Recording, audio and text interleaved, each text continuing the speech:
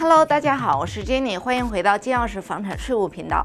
税务居民什么时候需要申报海外资产？如果没有按照规定申报海外资产，会有怎么样的后果呢？又有什么样的补救方案呢？今天我就以留学生 Ryan 的故事为例，来跟你说说一个税务居民，无论你是留学生身份也好，工签身份也罢，如果没有按照规定申报海外资产，对你会造成有多大的影响？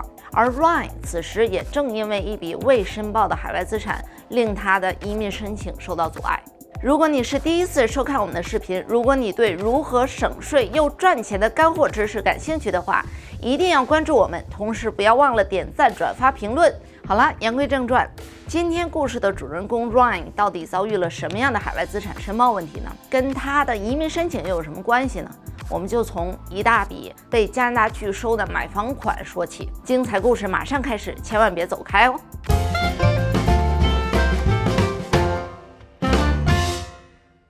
为何一笔买房款会影响到 Ryan 的移民申请呢？而这笔钱又为何会被加拿大拒收呢？故事要从 Ryan 来加拿大留学开始说。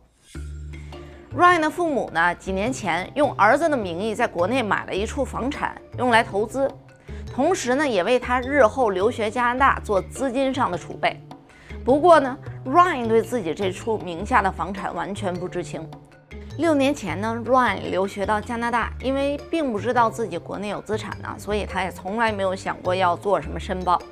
直到今年年初，已经工作1年的 Ryan 打算在多伦多买房了。父母要给他汇款的时候，问题出现了。这笔50万加币的买房款被加拿大拒收，原封不动地打回了中国，这是怎么回事呢？原来啊，这笔钱正是 Ryan 名下那处国内投资房产卖房款。因为 Ryan 不知道这个房子的存在，从来没有向加拿大税局申报过海外资产的问题。Ryan 的父母也没有想过一处中国的房产会跟加拿大政府扯上什么关系。现在房子卖了，想把钱转过来的时候，因为加拿大税局没有记录，所以这一大笔突然冒出来的钱就没有办法说明其来源，于是就被原封不动打回去了。而也正是因为这笔汇款出了问题，才让加拿大税局发现 Ryan 原来瞒报了海外资产，从而连带的影响到他正在办的移民申请。一处中国的房产居然会引起这么大的麻烦，这让 Ryan 一家是万万没想到的。而直到东窗事发，他们还是觉着那是我来加拿大之前的资产，跟加拿大政府有什么关系啊？为什么要对加拿大政府交税呢？其实呢，在我们平时接触到的案子当中，有这种想法的人不在少数。一是大家对税务居民和非税务居民的界定有误解，觉着拿枫叶卡的人或者是加入了加拿大国籍的人才算是税务居民，才应该给加拿大税局交税。但其实呢，移民身份和税务身份是完全不同的概念。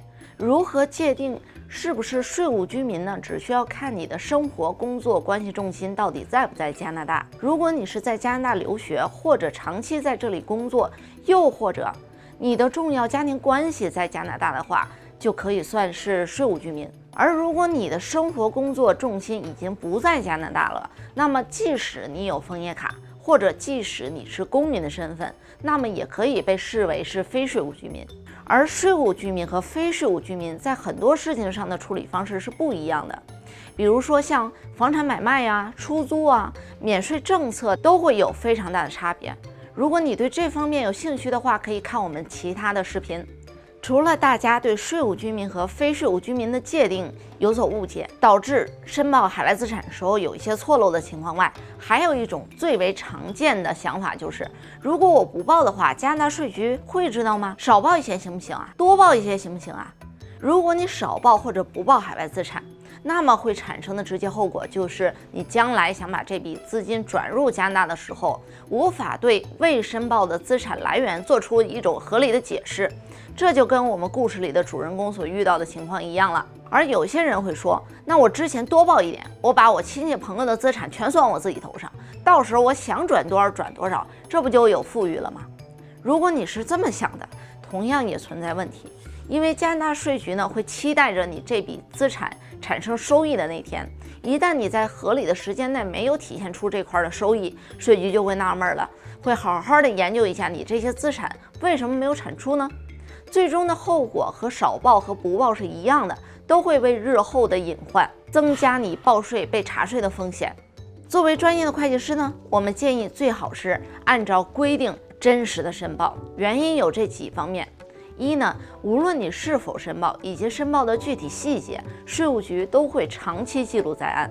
第二点呢，是你的申报和其他的税务以及财务状况都会在被审查的时候一一凸显出来。第三呢，是你在全球范围内的财务信息会越来越透明化、公平化、合理化。所以基于以上的这几点呢，我们建议大家及时了解自己的财务状况，按照规矩办事。那是不是所有的海外资产都需要申报呢？其实也并不是，只有当你的海外资产总额累计超过10万加币的时候，才需要在你来加拿大的第2年开始申报，每年一报。如果你的海外资产会产生增值收益的话，像故事的主人公名下那处中国的投资房是需要每年向税务局交纳出租收益的税金的。也就是说，资本本身是不纳税的，只有产生收入的时候才要纳税。而今天故事的主人公 Ryan 所遇到的情况该如何解决呢？首先，在税局还没有正式开始调查他之前，赶紧向税局申请坦白从宽，争取宽大处理，一五一十的将没有申报的海外资产都申报完毕，并缴纳欠税的所有本金和利息。不过呢，这个申请是否能通过，也要看税局最终的判断了。只有 Ryan 把海外资产所欠费的费用都补齐了，才有可能恢复他移民申请的进程，是不是很折腾啊？如果当时 Ryan 知道自己在中国有资产的情况下，按规定做了申报，并按时缴纳了租金收入的这个纳税金，就不会出现如此狼狈的情况了。加拿大的税务体系是非常完善的，如果你想长期在这里工作生活，按规定办事儿是会让你高枕无忧的，否则呢，最终的结果只会让你欲哭无泪。好啦，这就是我今天想跟你说的，作为一个税务居民，按照规定申报海外资产到底有多么重要的故事。如果你有任何疑问呢，欢迎在评论区给我们留言。如果你喜欢我们视频的内容，别忘了关注、点赞、转发，谢谢您的支持，我们下期再见。